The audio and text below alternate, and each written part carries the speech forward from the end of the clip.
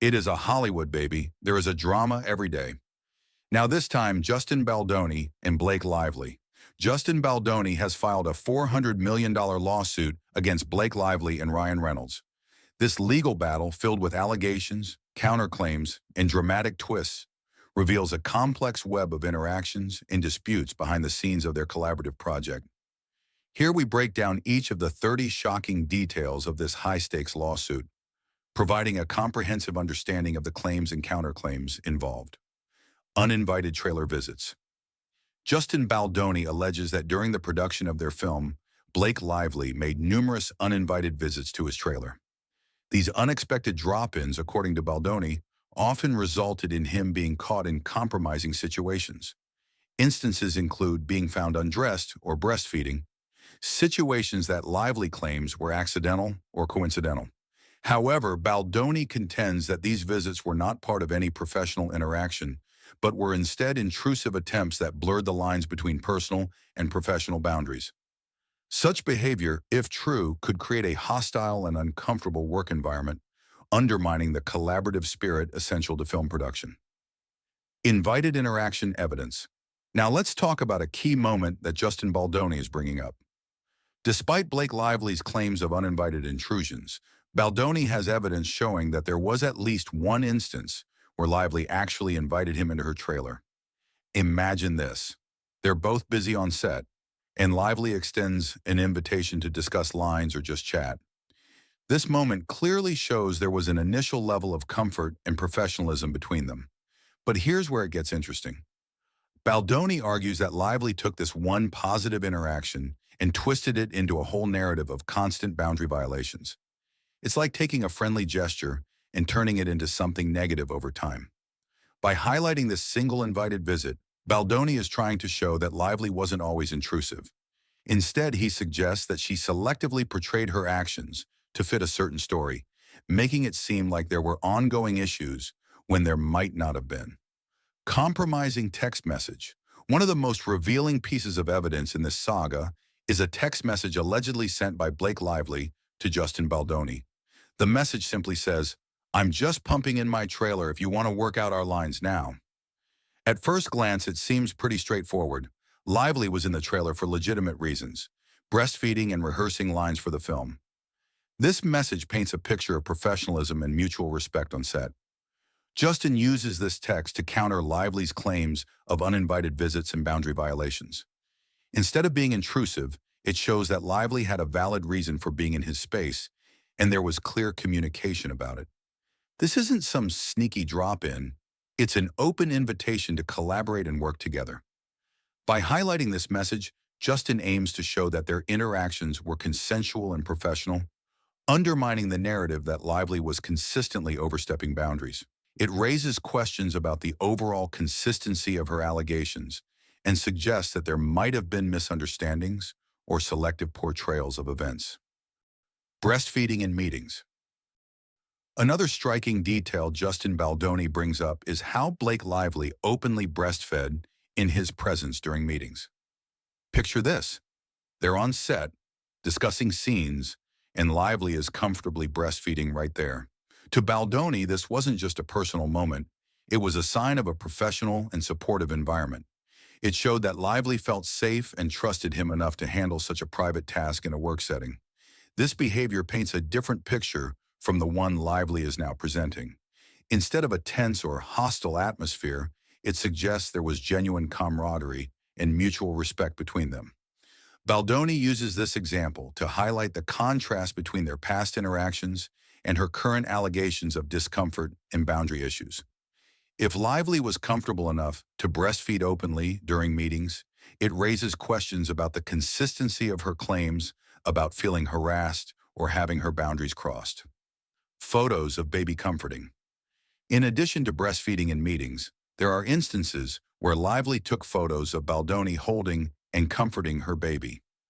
These photos, according to Baldoni, depict a nurturing and positive relationship between him and Lively. By sharing these images, Lively appeared to foster a sense of camaraderie and mutual support, further challenging the narrative of an uncomfortable or hostile working relationship that she later describes in her complaint. Privacy footnote. An important detail in the lawsuit is a footnote emphasizing that no photos of Lively's family were included. This footnote serves to clarify that the allegations and evidence presented are strictly related to the professional interactions between Lively and Baldoni. By highlighting the exclusion of personal family photos, the lawsuit aims to focus solely on workplace dynamics, avoiding any intrusion into Lively's private life and family matters. Rewriting lines. The lawsuit accuses Lively of constantly rewriting her own lines and even making changes to other characters' dialogue. This behavior, as alleged, was an attempt by Lively to seize control of the film's production, potentially altering the director's vision and the narrative flow of the movie. Such extensive script changes could disrupt the production process, create inconsistencies in character development, and lead to tensions among the cast and crew. Fear-based compliance. Justin Baldoni claims that he found himself repeatedly altering the script at Blake Lively's insistence, not because he genuinely agreed with the changes, but because he was genuinely scared of the potential fallout if he didn't comply. Imagine being the director, trying to keep the vision of your film intact, only to feel constantly pressured by one of your leading actors. Baldoni describes this as a coercive environment where every request from Lively felt like a threat of some sort of negative consequence. Whether it was fear of on-set conflicts, potential damage to his reputation, or concerns about the film's success, Baldoni felt he had no choice but to bend to her demands. This ongoing pressure not only strained their professional relationship, but also chipped away at his authority as the director. It paints a picture of a workplace where one party's demands overshadow the creative process, leading to significant tension and frustration behind the scenes. WGA strike impact. Justin Baldoni reveals a troubling side of his working relationship with Blake Lively. He asserts that he repeatedly altered the script not because he genuinely agreed with Lively's suggestions, but because he was genuinely scared of the potential repercussions if he didn't comply. Imagine being the director, trying to steer your film's vision, only to feel constantly pressured by a leading actor's demands. Baldoni describes this as a coercive environment where every request from Lively felt like a threat of conflict or negative consequences. This ongoing pressure forced him to bend to her demands just to keep the peace, effectively undermining his authority as the director. Instead of fostering a collaborative and creative atmosphere, this fear-based compliance created tension and frustration on set. It highlights how power dynamics can disrupt professional relationships, making it difficult to maintain a healthy and productive working environment in the high-stakes world of film production. Request for raw footage. During the WGA strike, things got even more intense between Justin Baldoni and Blake Lively. Lively reached out to Baldoni, asking for access to the raw, unedited footage from their shoot. Normally, actors don't get to peek behind the curtain like that, but Baldoni decided to share some scenes with her. Why? He wanted to keep the peace and maybe ease some of the tensions on set. But here's where it gets tricky. By giving Lively access to the unedited footage, Baldoni opened the door for potential manipulation. Imagine having all the behind-the-scenes moments that weren't polished for the final cut. Lively could take that footage and interpret it in ways that might support her side of the story. It's like handing over the director's notebook. Powerful stuff that could be used to shape narratives. This move by Baldoni was meant to show goodwill and cooperation, but it also gave Lively the tools to possibly twist the content to back up her allegations.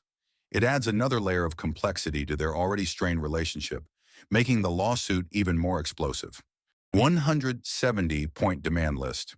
One of the most jaw-dropping moments in this saga is the email Justin Baldoni received from Blake Lively's lawyer. Picture this: a whopping 170-point list of non-negotiable conditions that Lively demanded before she would return to set.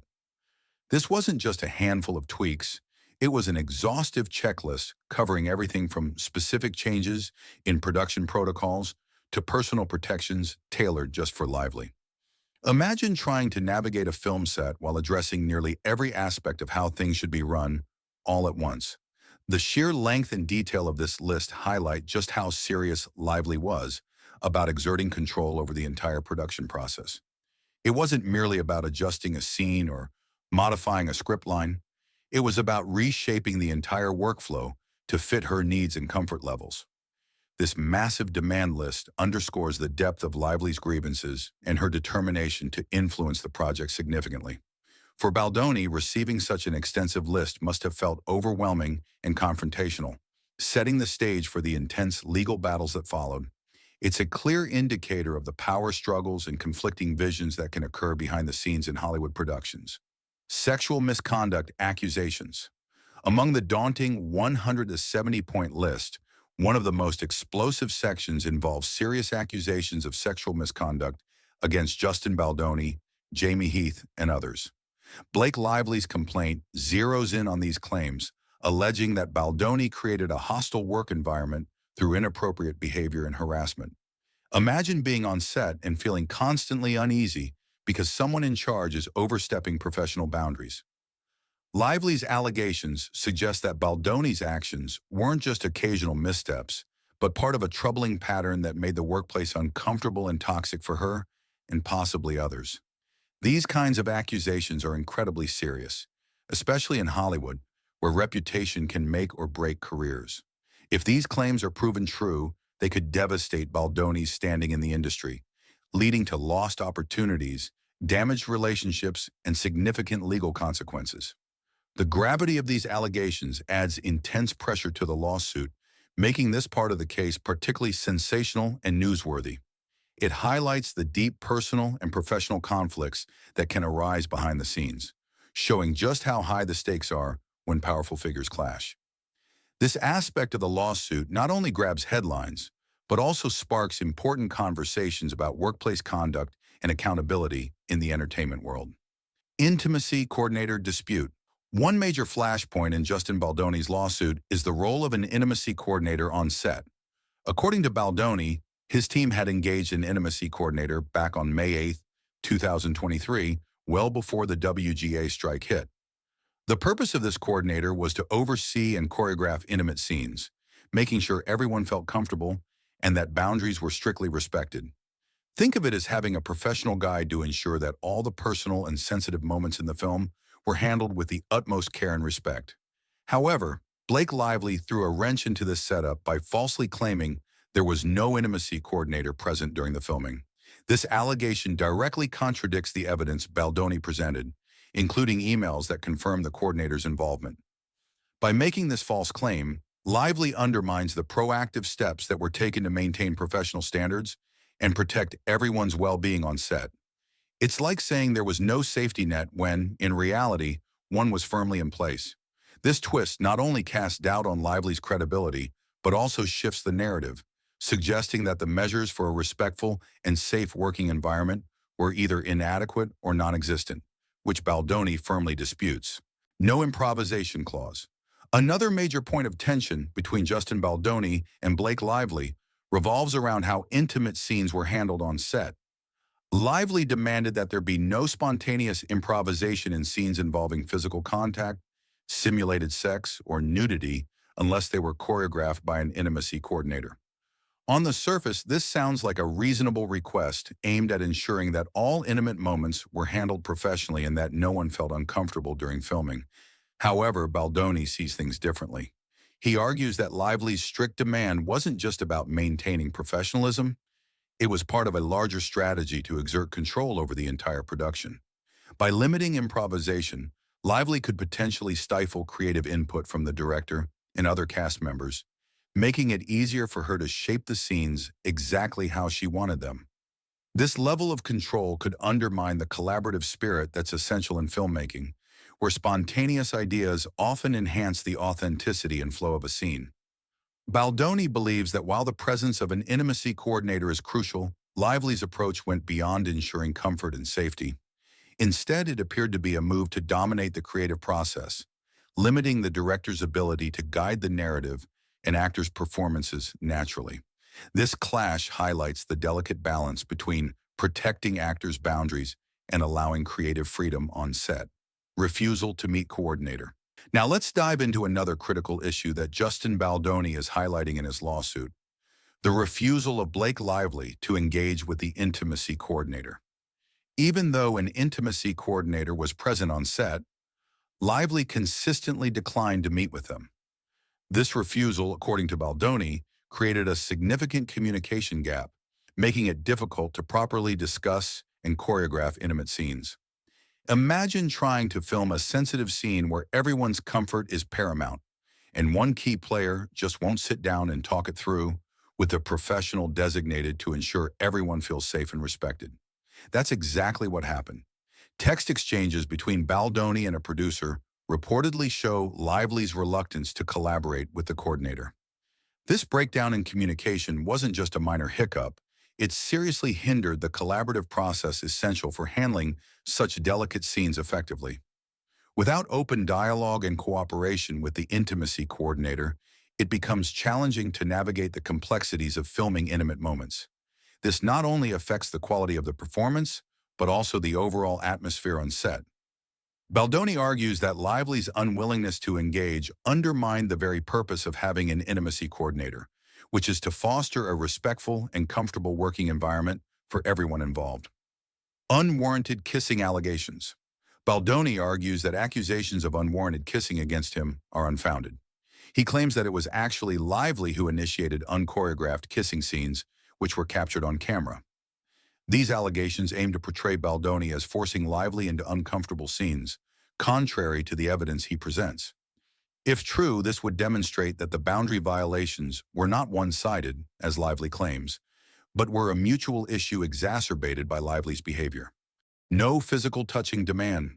Blake Lively went as far as demanding that there be absolutely no physical touching of her during filming. This included things like hugging or even making comments about her appearance.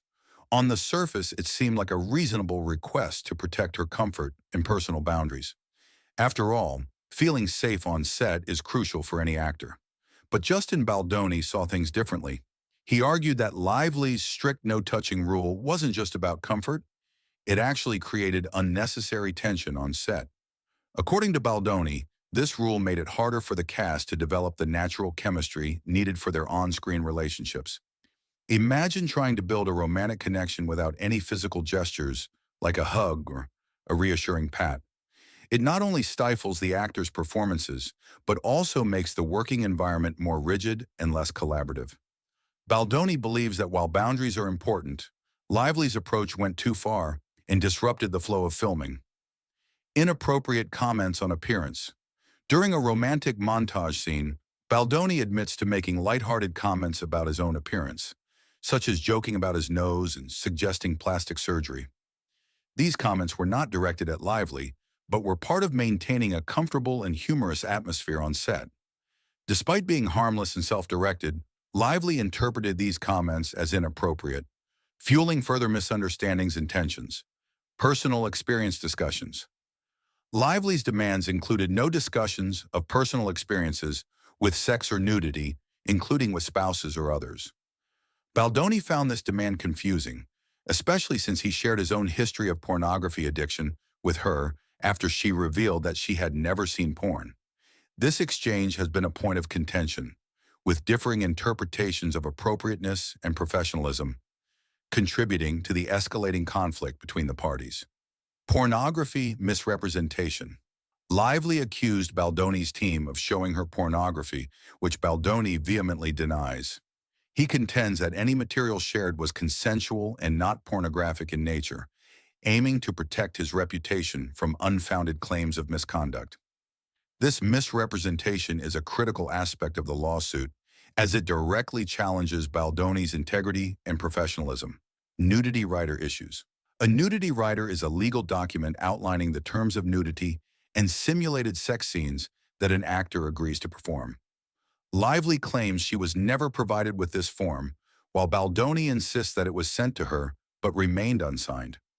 This dispute highlights the contractual disagreements between the parties and the potential for misunderstandings or miscommunications regarding professional boundaries and consent. Certificate of Engagement, COE dispute. The Certificate of Engagement, COE, is a contract confirming the working relationship between a production company and an actor for copyright ownership purposes. 2 months after failing to sign the nudity rider, Baldoni's team reached out to Lively regarding the unsigned COE. Baldoni claims that Lively spun this situation to appear as though she was never sent the COE, complicating their contractual obligations and further straining the professional relationship. Prohibited retaliation claim. Lively accused Baldoni of retaliating against her for any requests she made during production. Baldoni denies these allegations, asserting that he complied with many of her demands, including changes to wardrobe and script, without engaging in any form of retaliation or negative behavior. This claim of retaliation adds another layer of complexity to the lawsuit, suggesting that Lively felt she was being punished for asserting her boundaries and demands. Sony representative supervision. Points 11 through 14 involve Lively demanding the presence of specific Sony representatives on set, approved producers to supervise filming, and the use of body and stunt doubles. Baldoni claims that these demands were not met, leading to further tensions and disputes over production supervision and control. The lack of adherence to these demands, according to Baldoni, undermined his authority and disrupted the established workflow, contributing to the escalating conflict. Control over other actors' scenes. Lively attempted to exert control over the nudity writer for another actor portraying her character's younger version, Lily Bloom.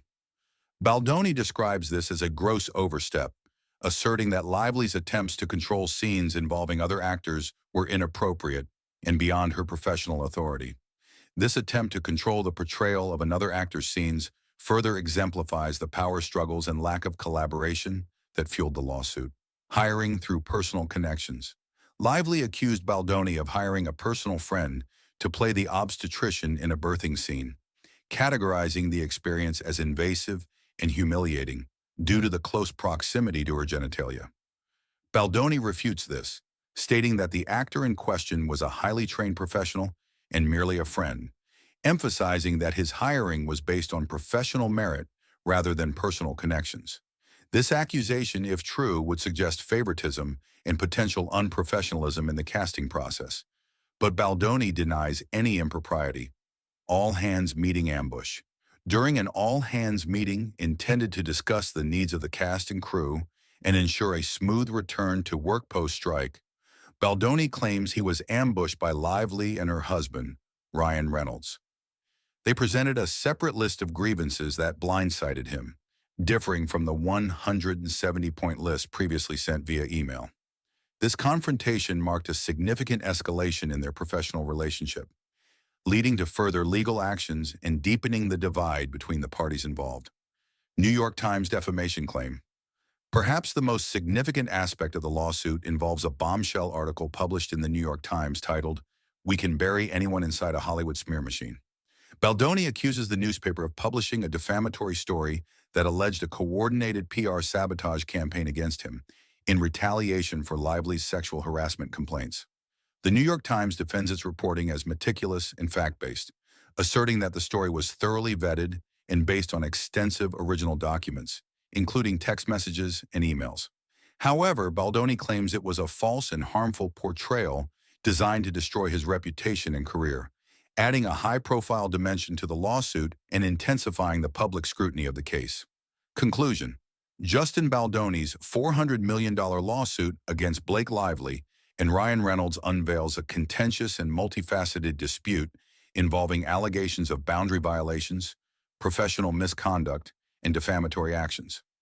Each of the 30 shocking details paints a picture of a deteriorating professional relationship marked by conflicting narratives and serious legal claims. As this case progresses, it will not only impact the careers of those involved, but also set precedents in how Hollywood handles such disputes.